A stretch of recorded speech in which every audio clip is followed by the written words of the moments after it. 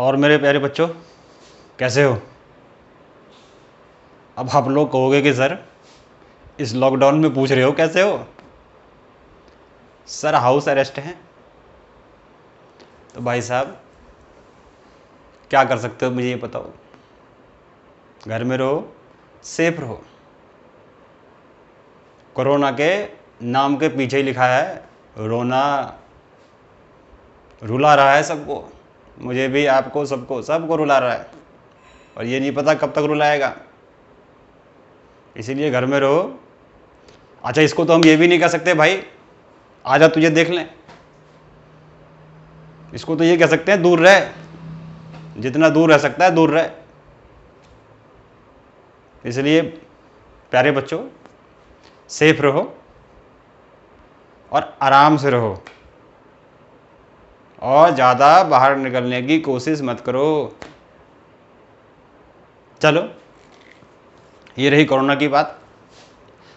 अब आगे हम क्या करते हैं, जो लास्ट क्लास में हमने कुछ सीखा था, किरचॉफ लॉ क्या होता है, क्या यूजेस हैं, उसी को आगे कंटिन्यू करते हैं। तो इसी प्रोसेस में सबसे पहला मैंने आपको यूज बताया था कि किरचॉफ लॉ को यूज करके हम नॉर्मली किसी भी सर्किट में के किसी भी ब्रांच में करंट पता करते हैं। यह किरचॉफ लॉ का मेन यूज है कि we can find current in any branch in a given network. तो इसमें मैंने एक एग्जाम्पल लिया है और एक्चुअली में अगर आपने एनसीईआरटी पढ़ा होगा तो आपको समझ में आ गया होगा कि ये जो एग्जाम्पल लिया है मैंने, ये एनसीईआरटी का एग्जाम्पल है। अब उसको मैंने इसीलिए लिया है क्योंकि वहां उन्होंने करंट को अपने हिसाब से ड्रॉ किया और मैंने यहां पर करंट को अपने हिसाब से ड्रॉ किया।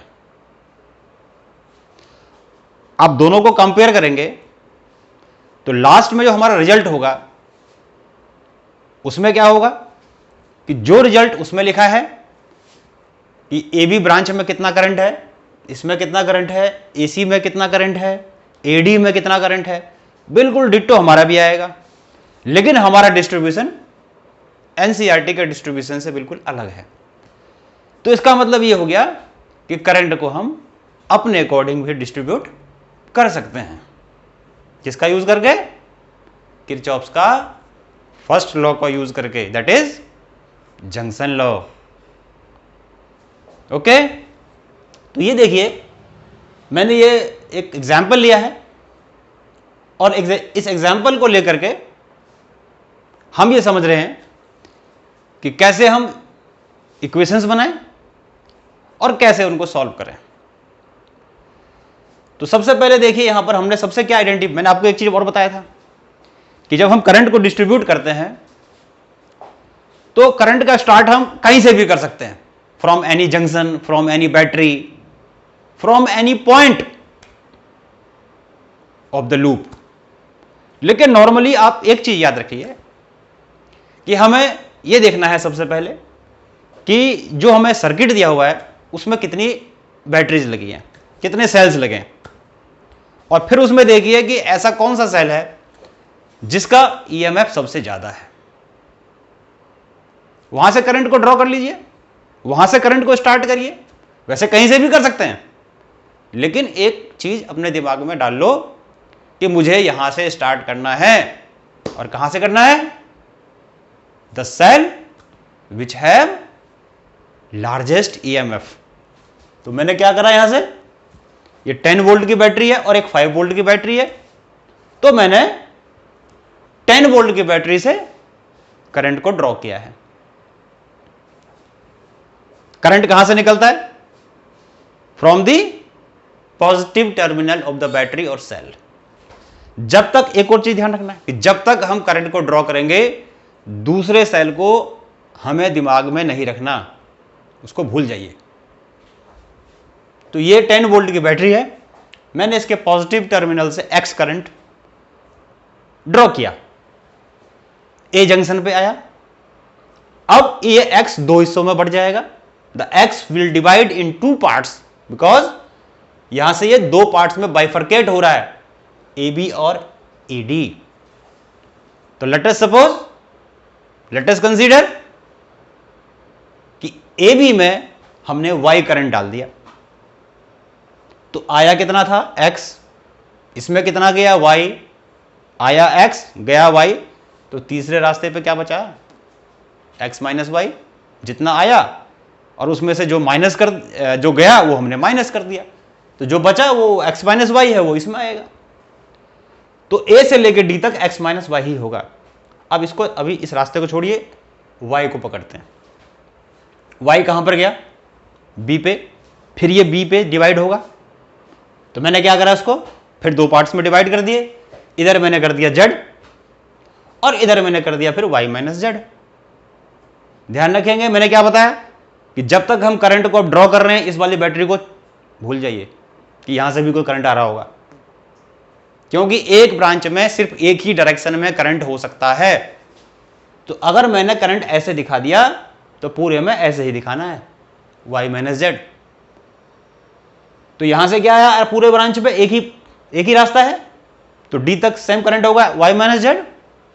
इधर से कितना आ रहा था, एक्स माइनस वाई। अब एक्स माइनस वाई और वाई माइनस जेड डी पे आके ऐड हो जाएगा और ऐड होने के बाद इधर चला जाएगा।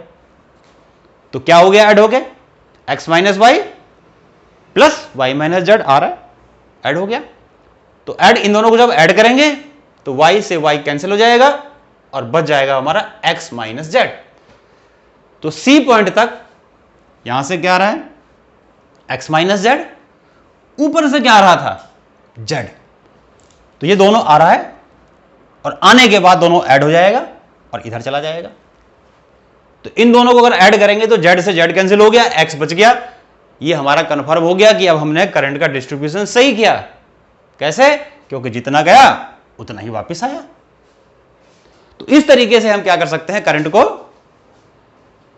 डिस्ट्रीब्यूट कर सकते हैं, अपने हिसाब से डिस्ट्रीब्यूट कर सकते हैं। जरूरी नहीं कि जो बुक में लिखा है हम वही करंट लिखें, बल्कि मैं तो कहता हूं कि हमें करंट को डिस्ट्रीब्यूट करना भी आना चाहिए। तो इस तरीके से हमने करंट को डिस्ट्रीब्यूट किया। अब आगे बढ़ते हैं।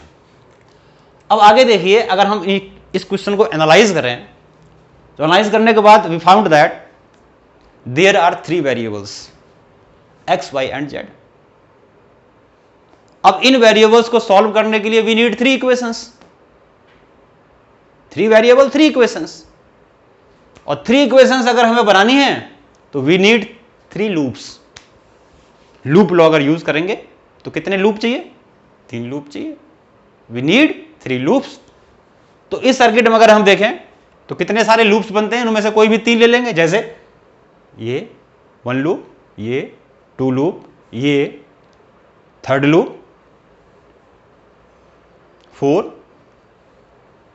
5, कई सारे लूप्स बन रहे हैं। तो हमें तो ओनली 3 लूप चाहिए। तो इनमें से क्या करता हूं मैं, छोटे छोटे 3 लूप्स ले लेता हूं, एक ये और एक ये। तो ये 3 लूप्स मैं ले लेता हूं, एक ये लूप, एक ये लूप और एक ये लूप।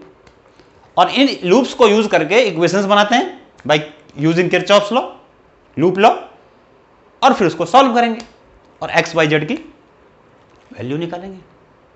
तो सबसे पहले देखो, पहले ले लिया loop A B C A, loop A B C A. तो लूप लॉ लगाते हैं। अब पिछली क्लास का चीजें ध्यान रखिए, मैंने बताया था कि करंट के अलोंग जो होता है वो आई आर नेगेटिव होता है और करंट के अपोजिट आई आर पॉजिटिव होता है। और जब सेल की बात करेंगे तो सेल में हम करंट नहीं देखते, टर्मिनल्स देखते हैं। नेगेटिव से पॉजिटिव की ओर जाना है, छोटे डंडे से बड़े डंडे की ओर जाना है तो पॉजिटिव, और बड़े से छोटे की ओर जाना है तो नेगेटिव।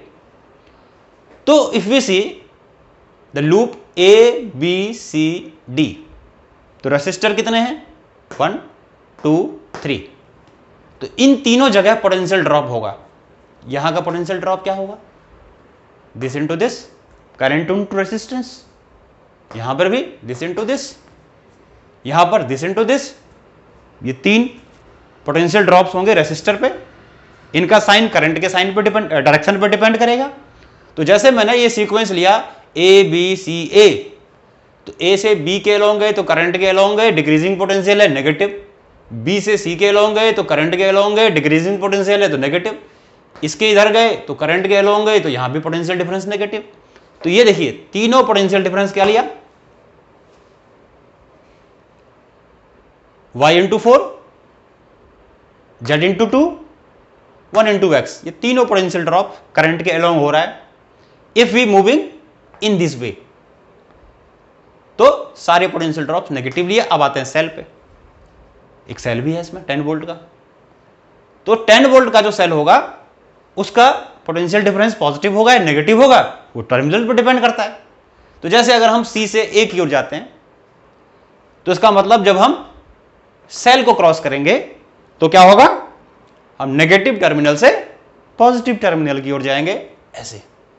तो लो से हाई की ओर जाएंगे तो इंक्रीजिंग पोटेंशियल है, पॉजिटिव होगा, पॉजिटिव लिख दिया, और सारे पोटेंशियल ड्रॉप्स का सम इक्वल्स टू 0, ये बना दिया, लूप लॉ लगा दिया।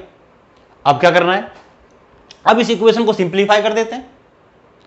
तो सिंप्लीफाई करने के लिए सिंपल जैसे मैथमेटिक्स में करते हैं, x कितनी बार है लिख दिया पहले, y जितने y है सबको ऐड कर दिया, नेट y निकाल के -4y हो गया, यहां लिख दिया।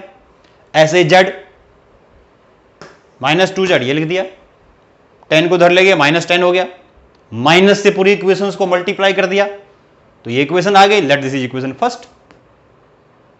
आफ्टर दैट ये लूप ले लिया, A C D A, loop A C D A. कितने रेसिस्टर्स हैं, 1 2 3। यहां का ड्रॉप क्या होगा, 1 इंटू एक्स। यहां का ड्रॉप क्या होगा, x माइनस वाई इंटू 2। यहां का ड्रॉप क्या होगा, 4 इंटू एक्स माइनस वाई। अब हम अगर इस लूप में ऐसे जाते हैं, ए से सी, सी से डी, डी से ए, यानी कि क्लॉकवाइज डायरेक्शन में जाते हैं अगर हम इस लूप में, तो इसमें तो हम करंट के अपोजिट जा रहे हैं, तो इसका पोटेंशियल ड्रॉप पॉजिटिव होगा, इंक्रीजिंग पोटेंशियल पे जा रहे हैं। इसमें भी करंट के अपोजिट जाएंगे तो इंक्रीजिंग पोटेंशियल पे जाएंगे, पॉजिटिव होगा। इसमें भी करंट के अपोजिट जाएंगे, करंट ऐसे है, हम ऐसे जाएंगे तो इसमें भी पोटेंशियल ड्रॉप पॉजिटिव होगा। अब सेल की बात करते हैं, तो सेल में अगर हम ऐसे जा रहे हैं तो बड़े डंडे से छोटे डंडे की ओर जा रहे हैं, तो डिक्रीजिंग पोटेंशियल पे जा रहे हैं, तो डिक्रीजिंग पोटेंशियल पे जा रहे हैं तो नेगेटिव। तो सारे ड्रॉप्स निकाले और उसके बाद हमने इसको ए से सी -10 एंड दिस, सी से D this, 2 into this and plus, and last one is this equals to 0। अब इसको हमने सिंप्लीफाई कर दिया। x कितनी बार है, +x + 2x + 4x 7x। ऐसे ही y, ऐसे z, 10 को धर लेंगे, इक्वेशन सेकेंड। नाउ उसके बाद हमने क्या किया, थर्ड लूप लिया, B E D C B, clockwise घूम रहे हैं अब भी। तो बी ई डी में कोई रेसिस्टर है नहीं है, सिर्फ एक सेल है। और सेल का वोल्टेज कैसे देखते हैं, डंडे से। तो जब हम ऐसे गए तो बड़े से छोटे की ओर गए, डिक्रीजिंग पोटेंशियल माइनस। अब आ जाओ डी से सी, एक रेसिस्टर है, पोटेंशियल ड्रॉप होगा IR और करंट के अलोंग होगा तो नेगेटिव, तो -2 x minus Z. And last one is this resistor. उसके बाद क्या क्या, ये करंट ऐसे आ रहा है, हम उल्टा जा रहे हैं, तो इंक्रीजिंग पे जा रहे हैं, यहां भी पॉजिटिव होगा, इक्वल्स टू 0। लूप लॉ लगा दिया, बहुत सिंपल है। अगर आप ध्यान से एक बार समझ लेंगे तो गलती का कोई चांस ही नहीं है। और गलती इसमें होती कहां है, एक ही जगह होती है, प्लस को माइनस कर देते हैं, माइनस को प्लस कर देते हैं, ये नहीं करना बस। और एक बार प्लस माइनस में हेरफेर हो गया ना तो पूरा का पूरा ही गलत हो जाएगा, ये आंसर भी गलत आएगा, फिर करंट एक्यूरेट करंट नहीं आ पाएगा हमारा। तो जो इक्वेशन बनाना है तो वो ध्यान से बनाना है, बस ये ध्यान रखिए। तो ये हमारी, इसको फिर हमने रीअरेंज कर दिया और रीअरेंज करके हमने इस तरीके से -2x + 4z = 5, ये थर्ड इक्वेशन हमारी बन गई। तो there are 3 variables x, y and z and we required 3 equations, for that we need 3 loops. तो 3 लूप लिए हमने, तीनों को यूज करके हमने लूप लॉ यूज करके हमने 3 इक्वेशंस बनाई। अब इनको सॉल्व करेंगे, और सॉल्व करने का आपको तरीका पता ही है, कैसे करते हैं 3 वेरिएबल्स को सॉल्व। जो फर्स्ट और सेकंड इक्वेशन है उसमें से किसी एक वेरिएबल को कैंसिल कर दीजिए, फिर सेकंड और थर्ड में से भी वही वेरिएबल कैंसिल कर दीजिए। उसके बाद हमारे पास 2 इक्वेशंस और आ जाएंगी, इक्वेशन 4 एंड 5। उसमें 2 वेरिएबल्स होंगे, जैसे सपोज करिए मैंने z कैंसिल कर दिया फर्स्ट और सेकंड से, और सेकंड और थर्ड से, तो मेरे पास 2 इक्वेशंस आ गई x और y की फॉर्म में। फिर इनको सॉल्व करके हम x y निकाल देंगे, और जो x और y की वैल्यू आएगी उसको किसी भी इक्वेशन में डाल करके फर्स्ट, सेकंड या थर्ड में से हम z की वैल्यू पता कर लेंगे। तो यहां पहले मैं क्या करता हूं, फर्स्ट और सेकंड को सॉल्व करता हूं। तो यहां पर अगर देखिए तो इक्वेशन फर्स्ट का कोफिशिएंट क्या है y का, 4y -4y, 2z और -2z। तो इनको सीधा अगर मैं ऐड कर दूं तो y और z तो कैंसिल ही हो जाएगा। तो adding equation first and second, y भी कैंसिल, z भी कैंसिल, यहां तो हमारा डायरेक्ट ही x की वैल्यू आ गई। यहां तो हमें वो चीज जरूरत पड़ी नहीं जो आपको बताया था, लेकिन जरूरत पड़ सकती है, अलग डिफरेंट इक्वेशंस होंगी, तो जरूरी नहीं है कि यहां पर दोनों, जैसे यहां कैंसिल हो गया सब जगह ऐसे ही हो जाए। यहां तो हमारा 2 इक्वेशन से काम चल गया, और हमारी एग्जैक्ट x की वैल्यू आ गई 5/2 एम्पियर। यानी कि x देखिए कहां, ये यानी बैटरी से कितना करंट आ रहा होगा, 5/2 एम्पियर। उसके बाद हमने x की वैल्यू क्या करी, इक्वेशन थर्ड में डाल दी। अब एक और बड़ी खास बात है कि थर्ड में y नहीं है। अगर y होता तो अगर हम z की वैल्यू यहां डालते, z की वैल्यू यहां पर डालते या x की वैल्यू यहां पर अगर हम डालते, तो y और z की फॉर्म में इक्वेशन बनती। यहां तो ये भी प्रॉब्लम सॉल्व, यहां y है ही नहीं, तो क्या हुआ, सीधा हमने x की वैल्यू डाली और z की वैल्यू आ गई एक्यूरेट, एग्जैक्ट z की वैल्यू आ गई, यहीं से ये आ गई 5/2 एम्पियर। तो ये क्वेश्चन थोड़ा आसान हो गया, क्यों, क्योंकि हमें सॉल्व करने में ज्यादा टाइम नहीं लगा। लेकिन अगर ऐसी सिचुएशंस ना हो कि जहां पर कोफिशिएंट एकदम से इक्वल हो जाए और 2 इक्वेशन को सॉल्व करके सारा आंसर आ जाए, हमारा करंट की वैल्यू आ जाए, तो ऐसा कहीं कहीं हो सकता है। मेन तरीका क्या है सॉल्व करने का, मैंने बताया आपको पता ही होगा, मैथ में करते होगे आप लोग ये, तो इसमें ज्यादा टाइम खराब ना करें। तो x की वैल्यू आ गई और z की वैल्यू आ गई। अब x और z की वैल्यू इक्वेशन फर्स्ट में डाल दो या सेकंड में डाल दो, मैंने फर्स्ट में डाल दिया, और यहां से मेरे पास y की वैल्यू आ गई 5/8। तो इस तरीके से हम क्या कर सकते हैं, किरचॉफ लॉ का यूज करके किसी भी इलेक्ट्रिकल सर्किट में, किसी भी ब्रांच में करंट पता कर सकते हैं। अब देखिएगा इसमें कि मैंने x, y, z की वैल्यू निकाली और मुझे करंट चाहिए इन डिफरेंट ब्रांच। तो ए बी में कितना करंट है, y, बी सी में कितना करंट है, z 5/2, और सी ए में कितना है, x, तो x की वैल्यू आ गई 5/2। उसके बाद बाकी ब्रांचेज में, जैसे इसमें y - z है, तो y हमारे पास कितना है, इतना है, और z हमारे पास कितना है, इतना है। तो 5/8 - 5/2 यहां करंट आ जाएगा। तो 5/8 में से जब 5/8 में से जब आप 5/2 माइनस करेंगे तो नेगेटिव में आएगा। 5/8 में से अगर आप क्या माइनस करेंगे, 5/2, तो 15/8 आएगा ना, -15/8। तो क्यों आ रहा है माइनस में, इसलिए माइनस में आ रहा है क्योंकि एक्चुअल में इसमें जो करंट है वो इस डायरेक्शन में नहीं है, वो इस डायरेक्शन में है। तो हमारा जो आंसर आएगा वो हमारे एरो के हिसाब से आएगा, जैसा हमने ड्रॉ किया। मैग्नीट्यूड सेम है, साइन अलग है एनसीईआरटी के आंसर में और आपके आंसर में। क्यों अलग है? क्योंकि एनसीईआरटी में अगर देखेंगे तो उसमें करंट इसने ऐसे दिखा रखा है, तो उसका आंसर उसके एरो के हिसाब से आ रहा है, हमारा आंसर हमारे एरो के हिसाब से आ रहा है। ओके, उसके बाद x माइनस जेड, ये इस ब्रांच में करंट आ गया। तो x कितना है? 5/2, जेड भी है 5/2, माइनस करेंगे 0, इसका मतलब इसमें कोई करंट ही नहीं है, इस ब्रांच में कोई करंट नहीं है, 0। Now the current in this branch AD, तो x माइनस वाई है, तो इसमें से ये माइनस कर दीजिए, 15/8 आ जाएगा, ये प्लस में आएगा। तो इस तरीके से ये हमने किरचॉफ लॉ का यूज करके अलग अलग ब्रांचेस में करंट निकालना सीखा। ऐसे बहुत सारे क्वेश्चंस हम कर सकते हैं, बहुत सारे क्वेश्चंस होंगे, जितने करिए उतना अच्छा है। तो इस तरीके से हमने ये किया। अब नेक्स्ट क्लास में हम क्या करेंगे, जो आपका किरचॉफ लॉ का सेकंड यूज मैंने बताया था कि हम किरचॉफ लॉ का यूज करके किसी भी सर्किट का रेसिस्टेंस भी पता कर सकते हैं। तो ऐसे ही हम एग्जाम्पल लेंगे, कोई एक सर्किट लेंगे और using Kirchhoff law we will find the resistance of that circuit.